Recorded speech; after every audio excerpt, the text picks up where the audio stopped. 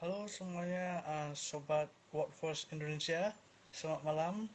Assalamualaikum. Kembali lagi bersama saya Fitra Sesa, founder Workforce Indonesia. Kita bakalan live berbincang seputar peran pendidikan terhadap kemajuan generasi muda dan saya ini kita sedang halo, Assalamualaikum, Pak Said. Halo, Assalamualaikum. Waalaikumsalam. Wow, gimana nih? Apa kabarnya? Alhamdulillah sehat. Udah lama nggak jumpa, Mister. Udah lama ya. Udah lama nggak jumpa ya. Terakhir jumpa kapan kita? Kayaknya setahun yang lalu ya. Udah lama kali kayaknya. Al. Nggak ada teringat lagi aku kapan terakhir kita jumpa. Udah lama kali kayaknya nggak sih? Lama kali. Ya kan kita, ya sih lama sekali. Tapi sekarang kita jumpa untuk membahas seputar topik yang sangat menarik sih nanti kalangan muda karena kan akhir-akhir ini booming seputar gimana peran pendidikan terhadap kemajuan generasi muda karena ada Mhm. beberapa berita, beberapa artikel bahwa lagi maraknya digaungkan ini kan bonus demografi gitu, bonus demografi untuk pemuda gitu Mhm. kan. Jadi ya ini topik yang sangat menarik sih gitu. By the way, apa kabar nih? Saya gimana aktivitasnya selama ini? Kayaknya sibuk Uh, banget ya. Kalau aku lihat sibuk banget sih. Makanya waktu kita kurang dulu nggak nemu-nemu waktu yang pas tuh. Sekarang baru nemu.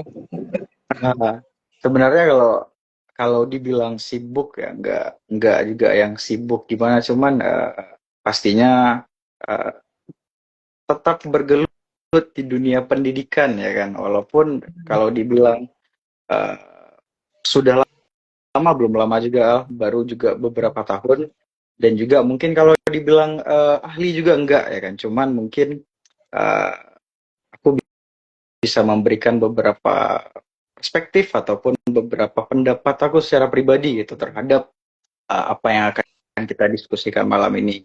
Oke. Eh, Oke. Oke, jadi ya makanya aku pribadi sih sangat beruntung Pak Said atau ini panggil apa atau Bro nih? Dulu ya kau. Panggil bro boleh, jangan panggil pak. Oke, oke. Jadi Bro Said ini kan yang saya baca short profile ya, ini beliau juga certificate di public speaking, juga beliau juga aktif sebagai dosen pendidikan bahasa Inggris ya di Ya. Universitas Bina Bangsa kan di Banda Aceh gitu.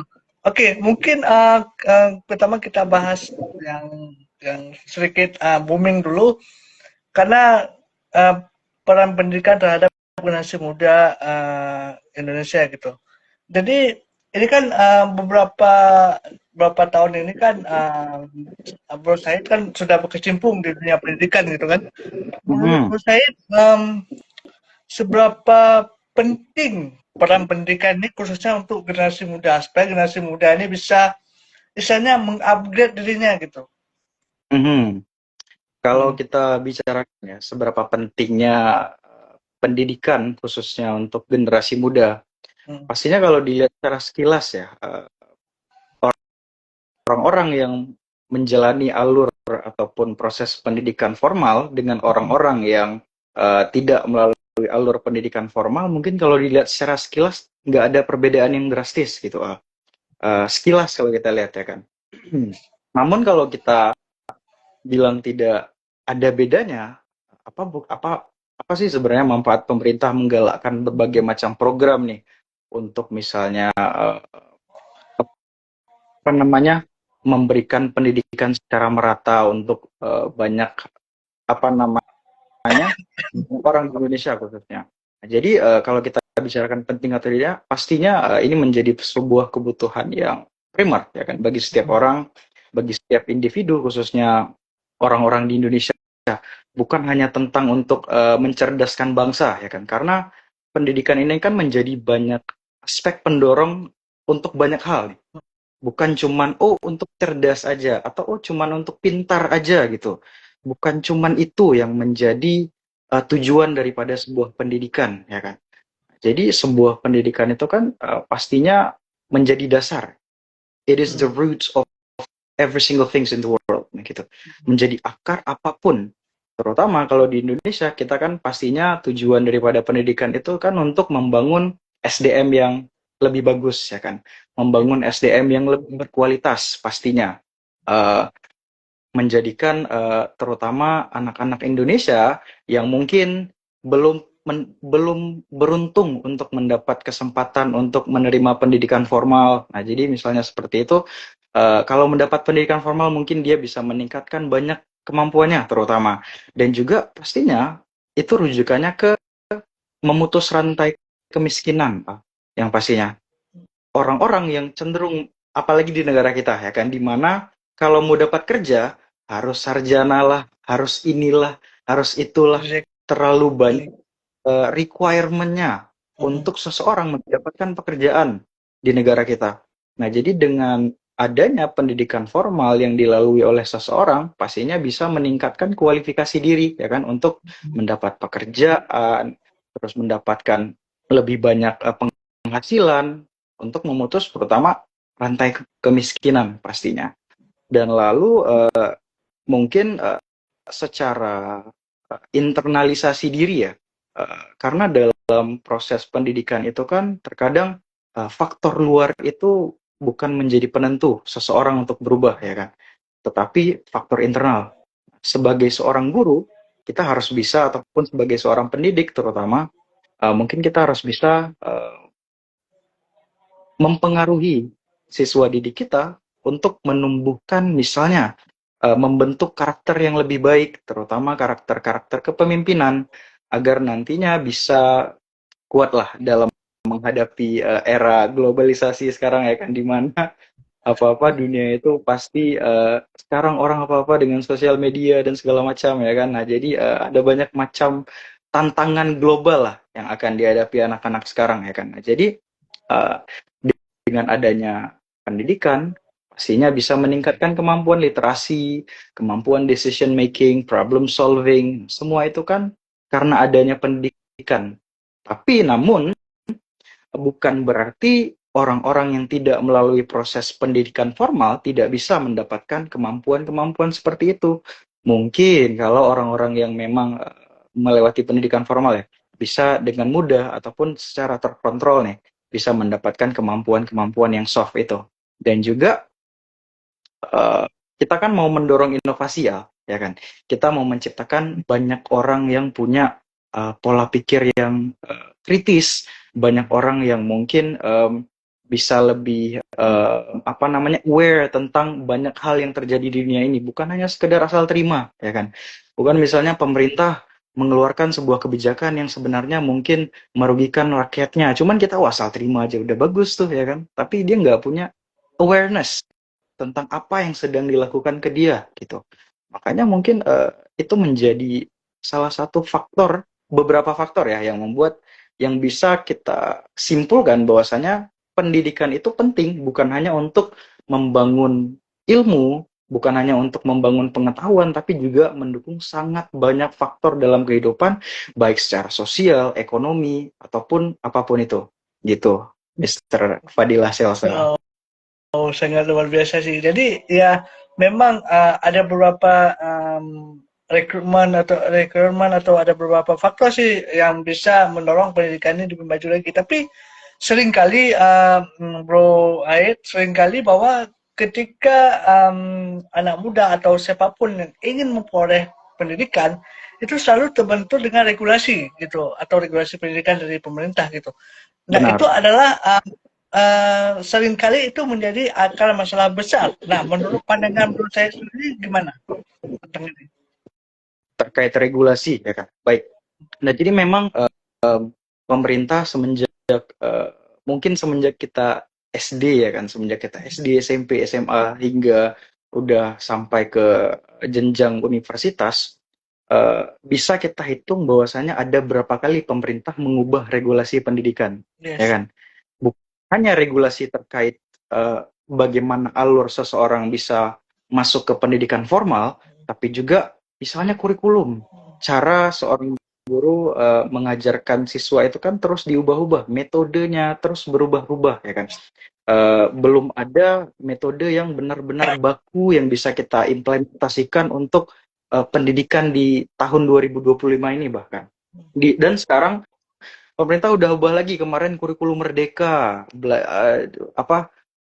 belajar yang berdiferensiasi. Sekarang udah deep learning lagi, deep learning. Sekarang kalau kita bilang mungkin bukan hanya siswa, bukan hanya pelajar yang terkendala dari perubahan-perubahan regulasi dan juga ketatnya regulasi di negara kita ataupun regulasi yang kurang konsisten ya. Tapi guru juga secara pribadi terkena dampak daripada perubahan-perubahan regulasi ini ya kan. Belum selesai ini udah ganti lagi regulasinya ya kan. Nah, jadi sama halnya misalnya seperti kemarin yang sekolahnya harus donasi ya kan.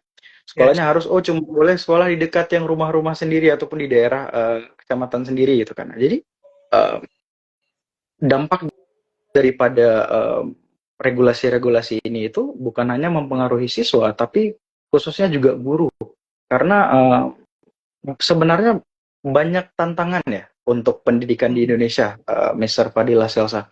Bukan hanya dari segi siswanya, gurunya, pemerintah. Jadi kan kalau kita simpulkan ya, ada 60% mungkin infrastruktur sekolah di Indonesia itu tidak memadai. Mungkin ya. Terutama di daerah-daerah terpencil. Bukan kita ambil contoh di kota besar. Infrastruktur, kekurangan alat-alat pendukung pembelajaran, kekurangan media-media berbasis ICT, media-media berbasis digital, kan itu sangat terkendala. Banyak sekali mungkin SD-SD yang daerah-daerah terpencil itu rusak. Nggak ada pun kursinya, nggak ada tabnya yang mengganggu proses pembelajaran. Nah, jadi, dan juga bukan hanya dari segi infrastruktur, dari segi misalnya pendidiknya sendiri.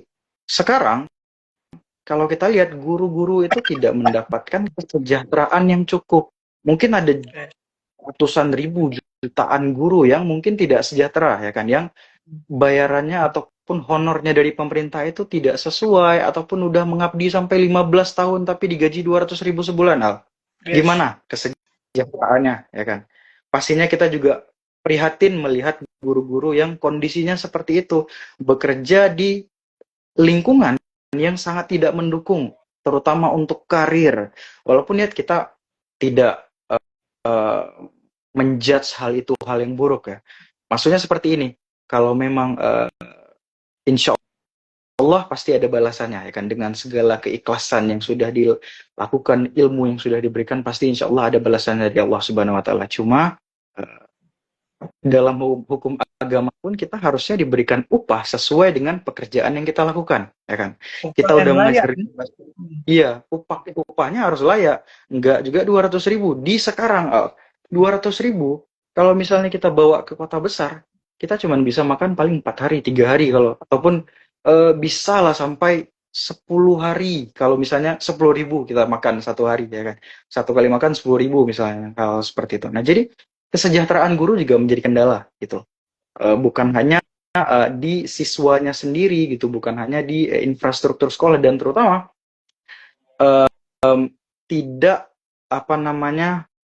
terkait dana-dana dari pemerintah ataupun bantuan-bantuan, subsidi-subsidi yang dikeluarkan oleh pemerintah untuk misalnya sekolah-sekolah ya kan, itu tidak tepat sasaran. Mungkin banyak dana-dana pemerintah yang mungkin tidak sesuai sasaran, ada yang dikorupsi lah, ada yang kesini lah, kesana lah.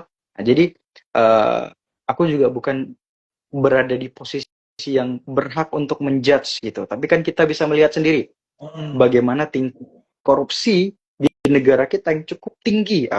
Apa sih penyebabnya ini? Kembali lagi ke pendidikan. Kalau misalnya tidak ada pendidikan, berarti kurangnya pendidikan apa? Pendidikan tentang moral, pendidikan tentang agama, akidah, akhlak. Gak harus yang orang-orang Islam yang mendapatkan pendidikan terkait akidah, akhlak, cara berperilaku di konteks sosial, ataupun cara kita tahu mana yang baik, mana yang benar gitu di dunia ini. Nah, jadi memang ada banyak kendala yang dialami oleh eh, pendidikan di Indonesia. Walaupun ada banyak kendala, tapi pemerintah kita tetap berusaha, misalnya untuk melakukan banyak inovasi-inovasi terutama yang semoga nantinya apabila implementasinya baik dan sesuai dengan sasaran bisa meningkatkan kualitas pendidikan di Indonesia. Misalnya seperti program yang baru itu 13 tahun 13 tahun belajar apa lupa aku namanya. Nah, jadi mulai dari PAUD, SD, SMP, SMA, agar apa Sampai semuanya itu kan eh, anak-anak itu mendapat pendidikan formal, pendidikan yang layak sejak dini, bukan hanya SD aja gitu, nggak ada pautnya gitu. Namun meskipun ya kita nggak bisa mengabaikan juga pendidikan yang didapat oleh anak di rumah gitu. Orang tua menjadi faktor penentu arah pendidikan anak gitu, bukan hanya guru di sekolah.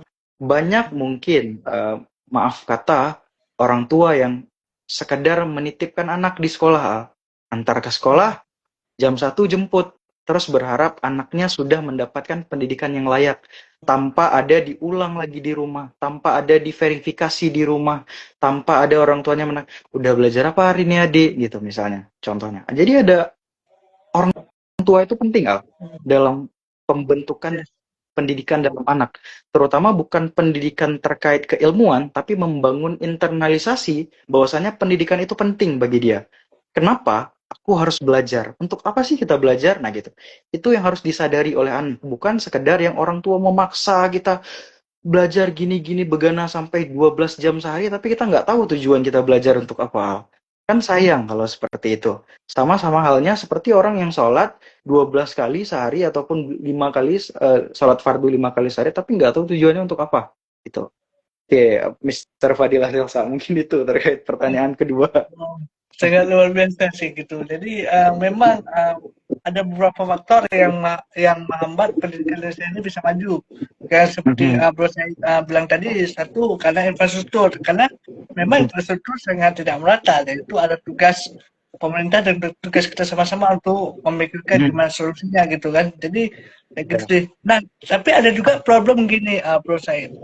Mungkin kan kita di orang tua gitu, mungkin ada beberapa orang tua yang masih menganggap untuk apa sekolah tinggi-tinggi gitu kan, toh nanti nggak jadi apa-apa juga gitu kan. Nah, stigma negatif ini yang mungkin bisa menghambat anak muda untuk meraih pendidikan yang lebih tinggi lagi. Nah, menurut pandangan proses sendiri tentang ini gimana? Benar, Mr. Fadilah Silsa.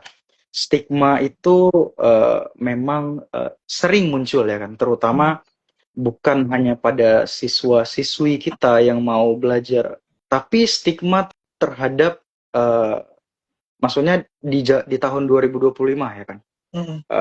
Pendidikan itu banyak luarannya. Yes. Bukan hanya sekolah untuk jadi PNS, bukan hanya sekolah untuk jadi dokter, bukan hanya sekolah untuk jadi guru, bukan hanya sekolah untuk jadi polisi, tentara, tapi kan luaran dari sebuah pendidikan itu banyak sekali. Bukan hanya untuk orientasinya, bukan hanya material gitu, bukan hanya terkait finansial, tapi juga bagaimana memanusiakan manusia, kalau kata Ki Hajar Dewantara ya kan, itu intinya. Jadi kita kembali ke filosofi pendidikan Ki Hajar Dewantara, gimana kita memanusiakan manusia gitu, gimana kita dapat menjadi seseorang yang bisa bermanfaat bagi masyarakat, terutama bisa bermanfaat bagi keluarga, bisa bermanfaat bagi negara, bisa bermanfaat bagi tempat kita bekerja terutama. Nah, jadi stigma-stigma seperti itu sebenarnya sangat disayangkan, Mr. Fadilah Silsa. Mungkin di satu sisi kita bisa memberikan beberapa pendekatan ya terhadap orang tua yang menganggap bahwasanya pendidikan itu buat apa tinggi-tinggi, nanti juga kerjanya ini atau kerjanya ini gitu. Kita malah menutup kesempatan anak untuk bisa menjadi apa yang dia inginkan. Kalau di kita seringnya stigma ini diarahkan kepada kaum perempuan. Untuk apa perempuan sekolah tinggi-tinggi? toh nanti juga di rumah. Itu adalah salah satu stigma yang paling buruk menurut aku.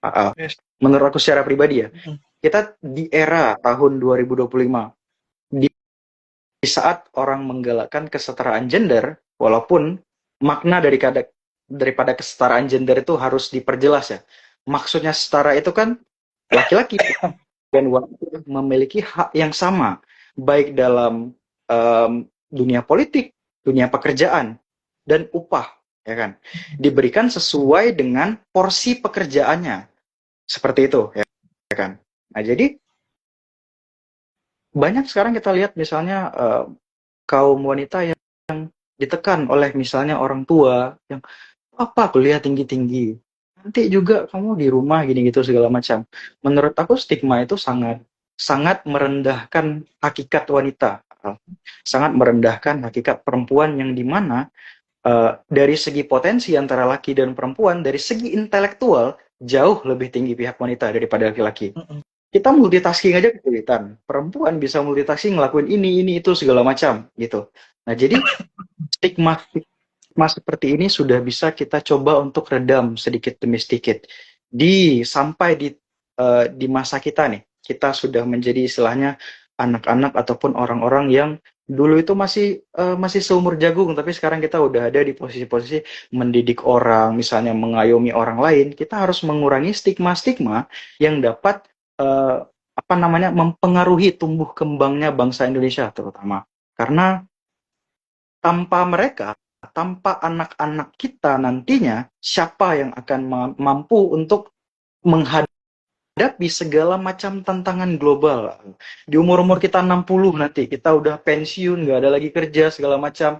Siapa lagi kalau bukan anak-anak kita yang mencari solusi untuk masalah-masalah di dunia, masalah-masalah di negara kita gitu. Makanya mungkin sedikit saran bagi orang-orang tua untuk dapat bukan menekan anak untuk menjadi pribadi yang tidak mandiri dan percaya diri, tapi mendukung. Mendukung itu juga dibarengi dengan ketegasan. Bukan yang boleh terserah, mau apa aja terserah, tanpa pengawasan. Itu juga tidak baik, ya kan? Harus ada kontrol yang jelas, bahwasanya arah yang jelas. Mau seperti apa? Seperti itu, Mr. Fadila Selsa. Jadi beri pengertian Yeah. kepada orang tua bahwa ini harus dipertanggungjawabkan kan? Betul. Ini pilihan kita, harus kita bisa bertanggung jawab kepada pilihan kita sendiri, itu sih. Betul. Jadi gitu. Nah, mungkin ini mungkin waktu sudah sedikit lagi kan, 3 menit lagi. Mungkin sebagai penutup, ada nggak pesan-pesan dari Bro Said untuk generasi muda khususnya yang sedang menempuh pendidikan? Oke, baik. Mungkin sebagai closing statement ya, bahwasanya pendidikan itu merupakan suatu hal yang harus kita usahakan, baik secara individu ataupun secara kelompok, di mana keluaran dari sebuah pendidikan itu menjadi aspek yang paling penting di dunia ini, yang nantinya mendukung kita untuk menjadi orang yang lebih baik, baik dari secara moral dan juga secara pengetahuan, di mana nantinya pendidikan ini kan tidak hanya berbicara tentang pendidikan formal, tapi juga pendidikan-pendidikan yang berbasis spiritual, yang nantinya membantu orang-orang untuk misalnya bisa lebih mempertimbangkan etika-etika moral, bisa mempertimbangkan misalnya gaya interaksi sosial yang baik, bisa mempertimbangkan misalnya bagaimana sih hidup di dunia kerja, bagaimana sih cara mendapatkan ilmu. Itu semua dasarnya dari pendidikan. Pola pikir kritis tidak akan terbangun jika kita tidak membuat diri kita berpikir kritis. Jadi jangan berharap kita akan berpikir kritis kalau kita tidak mencoba untuk menjalankan pola pikir yang kritis. Seperti itu, Mr. Aal. Wow, sangat luar biasa sih. Jadi dengan mencoba untuk berpikir kritis, kalau kita nggak mau berpikir kritis gitu ya, sangat luar biasa. Jadi intinya pendidikan sangat penting untuk generasi muda, dan juga jangan jangan malu untuk menuntut pendidikan lebih tinggi lagi gitu. Terima kasih atas waktunya Bro Said. Wow, luar biasa nih. Akhirnya kita bisa ngobrol lagi di live talk ini. Jadi mungkin kapan-kapan kita bisa ngopi gitu kan. Jadi Oke, global sukses terus untuk perkuliahannya dan juga untuk karir sebagai dosen dan juga public speaking. Sukses terus. Terima kasih Bro Said. terima kasih Mr. Fadila Silsa udah diundang juga untuk diskusi ya. Ya. Jadi mungkin insya Allah diskusi kita ini bisa bermanfaat baik untuk diri kita sendiri dan juga untuk siapapun yang nantinya melihat video diskusi kita hari ini. Oke, terima kasih Mr. Terima Fadila kasih Silsa. semua. Mungkin Assalamualaikum. mungkin dari Assalamualaikum, Waalaikumsalam. Waalaikumsalam.